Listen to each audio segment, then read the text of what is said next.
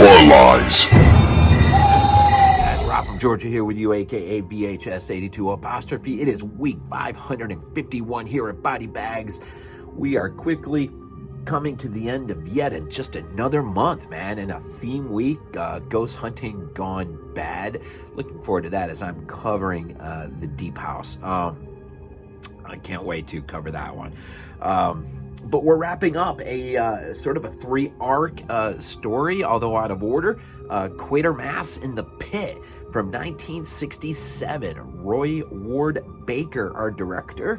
And this one sees let's say the return of, not in the sense of the other two films, but Nigel Neal as writer comes on here full force.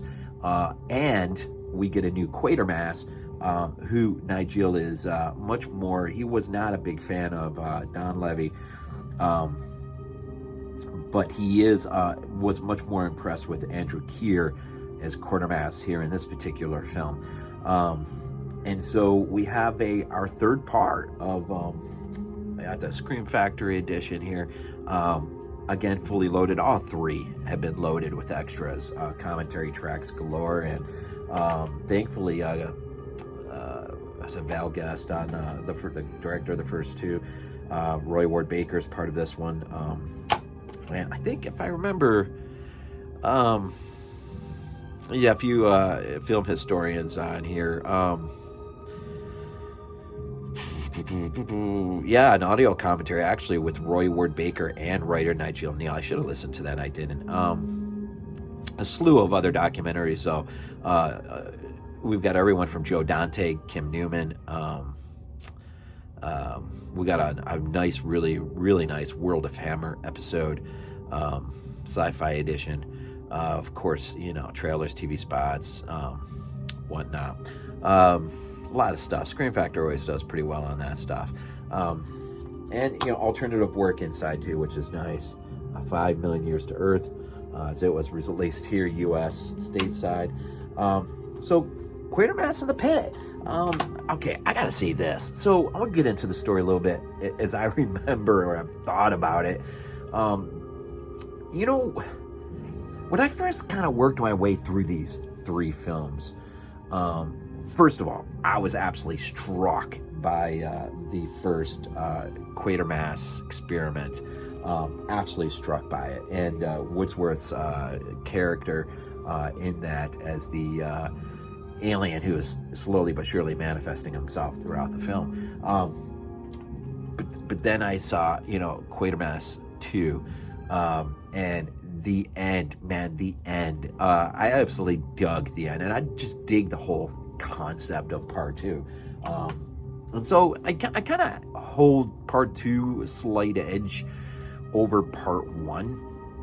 Although Woodsworth's his character, that is just a great performance as someone being consumed and taken over slowly but surely of this alien, manifestation, this thing, right? But part 2 just takes this conspiracy and just really opens it up much wider.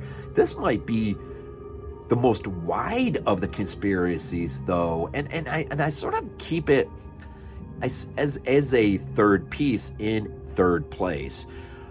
But I'm going to be honest. I've been really sort of just listening, paying attention. I've been reading, and I've been watching some of the docs, interviews. By the way, Julian Glover's in this. You don't know him. Last Crusade, Empire Strikes Back. This one, though, it's not Andrew Keir, who a lot of people do talk about his character as Quatermass. For me, it's James Donald as Dr. Ronnie, I think it is in the film. Ronnie, I think he's an archaeologist who works with Quatermass. And for me, it's his character. He is kind of like my Woodsworth in this movie. He's the guy that I just love watching. Julian Glover's great too, by the way.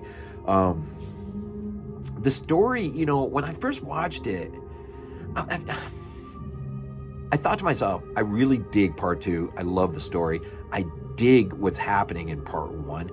This one is sort of like, and I get it as I listen, the love and appreciation is actually greater for the third piece because it's more pure. It's more Nigel Neal. It's more Quatermass as it's rooted in the original teleplay for the BBC. And so I get the purity aspect and why people would just sort of gravitate to it, especially the writer, and I guess the fan base maybe. And so if you hold part 1 or 2 slightly above, well, you're sort of putting distance between you and the purity aspect of part 3, which is sort of weird. Now, I haven't seen the teleplay. I haven't seen the original run of the show in the original Quatermass. And so it's hard for me to really judge exactly across the board what is really the best. Just working with this trilogy, these 3 films, I still say 2 probably, just the weirdness of 2. I just really dig it. It just hits me the right way. Some of the scenes in there are just crazy. But in the first one, you got that zoo scene, and the aftermath of the zoo scene is just insane. But in this one, the story is really rooted in nihilism. I mean, it's by the time this movie ends, there is no hope for humanity. I mean, humanity is completely detached from any semblance of purpose in this universe. What you basically have here is an uncovering of some sort of vehicle that's buried deep beneath or under the train station, and there is some digging and stuff going on, and the first clue that something is wrong is skulls are found within the mud and the dirt, rock, whatever. That leads to a full skeleton. That leads to the uncovering of this object with some serious not telekinetic, but paranormal sort of vibe to it. It has the ability to begin to affect things around it. That should remind you of a John Carpenter movie, and I'll mention that in the end. And so that initially, I think Donald, Dr. Ronnie's there on site for that. As a result of the object being found and not knowing if it's a bomb from World War II or something, they had to make a call to the military, which Julian Glover is Captain or Colonel Breen. I forgot that. Breen is just in the middle of having a conversation with Quatermass, and so we get introduced to both of those, and those two will just go at odds with one another, Quatermass and Breen. And so when they show up, of course, the military shows up, and this is the last thing Dr. Ronnie wants, as just being an archaeologist and digging in at his find, and he thinks they may have stumbled into the mother of all finds, right? But now as Quatermass gets in there, and of course as the military uncovers this thing fully and suspects it was a V-rocket of sorts, a German propaganda piece or weapon, designed to either scare or they're not really sure what it was designed to do. Now, there are those around Quatermass that begin to tell him that Hobbs-End, now you should remember that from In the Mouth of Madness, Carpenter's film. Hobbs-End has a really interesting paranormal history of ghosts and goblins and just supernatural occurrences going back a little ways here, and people thinking it's haunted and having just the craziest experiences. And you come to find out this is extraterrestrial rooted, right? And so the writing in Nigel Neal is really fascinating. He really takes the origins of man head on, in the sense that there's no God. We're evolving as well at this point. When the Martians show up on Earth, we're basically like just early versions of ape men, sort of stumbling around, not knowing probably much of anything worth knowing. And the Martians, we find out, in order to save their, and this kind of reminds me of Ghost of Mars a little bit. You just see how Quatermass really influenced Hooper and Carpenter and others. In order to save its own race from its own extinction, it messes with the slowly evolving man, and by implanting its own intelligence inside, tampering with its evolution. And so this is why we become man, right? And we develop our own mythology of our faith in God and the devil, and all of this is going to come to a front or towards the end as these things become really manifest in terms of what these things really are that they're dealing with, and the cataclysmic nature or cosmic core. Really, this is Lovecraftian to the core. Man's significance, that's here drops to here, right? There's no real significant factor to man anymore. He's on his own in the universe, and he's got to start dealing with the cosmic reality that there are forces beyond him that have shaped him, and now and probably are always antagonistically inclined towards man. He's lost, man. He's lost in a void. This is like Space 1999, man. You're in your moon just flying out into the universe on your own. But even in Space 1999, there was, at least in season 1, an arc of a god who seemed providentially to be guiding the moon along. That's all lost by the end of this movie.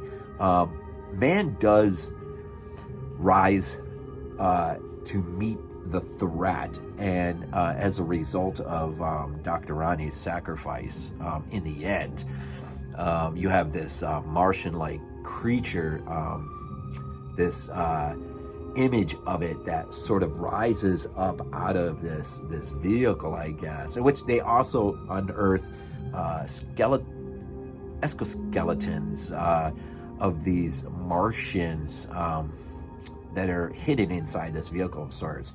And so a lot of stuff is just being unearthed in this story. But in the end, towards the end, you get this like Martian creature or image of that is rising above the cityscape, that is just destroying and influencing everything around it. And really, anyone who is influenced by its reach begins to lash out at those not. Remind you of In the Mouth of Madness. And it's a great conclusion, and it's Ronnie's sacrifice that brings it to a head, but it's only a temporary moment of peace, because you're left with Quatermass and Barbara. Main I haven't really mentioned her, but she plays a really pivotal role in this movie in terms of psychologically unearthing. She is sort of the one able to tap into this telekinetically or whatever, she can capture images that are then put on video and played for everyone, the military and whatnot, that the problems they're dealing with are much larger than they think. The ends of these problems are much worse, because it changes the whole ballgame, changes everything. Very nihilistic. In fact, at the very end, the closing out scene, you're with Quatermass and Barbara, and just the aftermath of the rubble of that part of the city. And although they might have won a victory, they might have won a temporary stay of peace, a temporary stay, they're left with a much larger picture, and that is their origins have been revealed, and it is not what they thought. And what does this mean for the future? What does this mean for the moment? What does this mean? And it is some dark stuff. And that alone should compel me to put the third piece on top of the other two, because I am deeply intrigued by just the darkness of the writing, the nihilism on display, the no-hold-barred of just tackling this without fear. I don't believe it, but as a thought, as a story, as it's played out, it's intriguing, especially to watch, and consider how frightening that is, to be sort of left out in the void like that, having realized that all that you believed is wrong, or just it's not real, it's not right. And you got to deal with that. And how do you deal with this? I mean, and we're left with an ending that is a lot like the first, actually, in the sense that it's an opened ending, because you have no idea where does Quatermass and where does Barbara go from there. And those who have survived, who have any inkling of what's gone on, Quatermass does. How do you approach this with humanity? I mean, do you just, well, for the sake of humanity and civilization, leave things as is? Because if you start disrupting, I don't know, it's just a scary place to be. So, I mean, it's crazy. It's a crazy idea that is very well executed. And the more I think about it, and the more I really do think about it, I love part two. It's just, Don Levy is great as Quatermass. Now, again, I can't compare it to the original teleplay, because that's what everyone does. Everyone goes back to the original teleplay. They talk, in the purity of Nigel Neal, and his writings. And I get that. That's fine. I totally acknowledge that, and honor it. But coming into this trilogy for the first time, new, really only being exposed by ideas that have been taken by men like Cooper and Carpenter and others, and applied to their own work. Now I'm being exposed to these ideas in a much more pure way. Nigel Neal's just work is fascinating. And in terms of science fiction and horror, cosmic horror, almost a Lovecraftian horror in a sense, right? Cosmic doom that hangs over humanity, in revealing its origins and just turning everything upside down. I have such a respect, very short created, but permanent and growing, evolving respect for this trilogy, and I can't believe, but maybe there's a reason why I've only stumbled into it now. I'm able to appreciate it and want to understand it in a way now that I couldn't have said 10, 15, 20 years ago, whatever. And so maybe, Prince of Darkness and Life Force and In the Mouth of Madness and some of these other works have only been like minor classroom sessions. Get you ready for the real thing. And now that you see the real thing, and it's like, dang, these are some cool movies, man. So for the moment, I'm just gonna say, 2, 1, 3, but they're so close together. It's not like most trilogies where you're like, one is like way off here and the other two, maybe just some space. These are like almost right on top of one another, like three pancakes, that are just laying out right on one another. And there's certain aspects that, so for me, I guess it's Woodsworth's character in the first one. It's the ending, just the craziness, the nuttiness of part two. But in the third one, it's the writing. It's what is pushing the story, and just the cosmic core of it is just absolutely terrifying. And what do you do with that? And so, they all have some really significant things with me. So anyways, as I wrap this up here, I hope you've gained something from some of the things I've said. If you're new to it as well, they are definitely worth getting your hands on, and I'm going to show them one last time, but I'm also going to tell you, 3 great double features along the way. So let's just start with the first one real quick. Of course, the Quatermass Experiment. Kino put this out, and a great double feature would be to pair it up with The Thing. And you if you've seen it, you know what I'm talking about. It's a great double feature. Quatermass 2, if you've seen this, then you probably know the perfect matchup for a double feature with this one would be Halloween 3 Season of the Witch. Absolutely perfect. And then finally, I've already mentioned it, alluded to it, but Quatermass in the Pit, Prince of Darkness, great double feature. And sorry we're hitting the 20-minute mark, but this discussion is best suited for a podcast for sure, right? So I've stretched out the boundaries, I guess. So I'm just really, man, I'm just floored. I'm just floored by the work of Nigel Neal, this trilogy, and I know he's done other things that I just want to get into over time. And so anyways, so I offer that to you. Here at week 551, it is a random. Next week, get out of Quatermass and look at something totally different. With the Deep House, that is a phenomenal movie.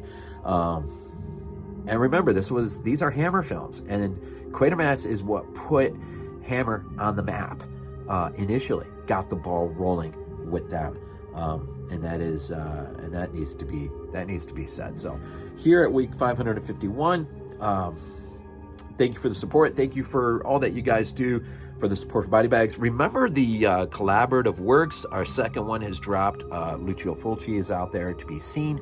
And if you've already seen it, thank you. Appreciate it very much for the very bottom of my heart.